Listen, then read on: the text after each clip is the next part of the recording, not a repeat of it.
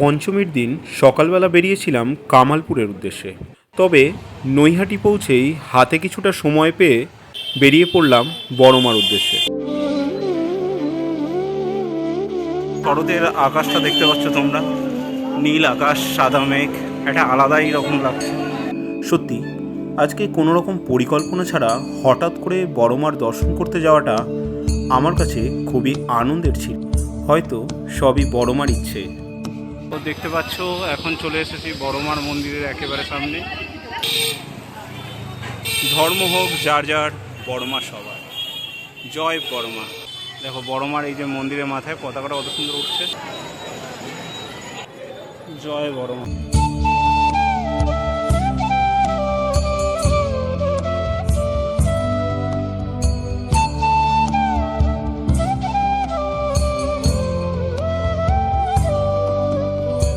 এখন আমি রয়েছি নৈহাটি, বড়মার দর্শন হলো। আজকে আমি ফিল করছি যে দর্শন যার ভাগ্যে রয়েছে দর্শন তার হবেই।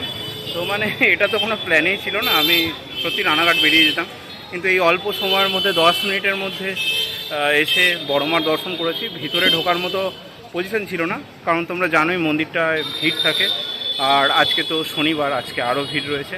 আর কয়েকদিন পরেই রয়েছে কালী পুজো। আমরা সকলেই জানি যে কালী পুজোয় এখানে বড়মার ঘন কৃষ্ণবর্ণা মূর্তি তৈরি হয়, যে মূর্তি দেখতে বহু দূর দূরান্ত থেকে বহু মানুষ আসেন। আমি তো আসবই, আর তোমরাও আসবে কিন্তু। জয় বড়মা।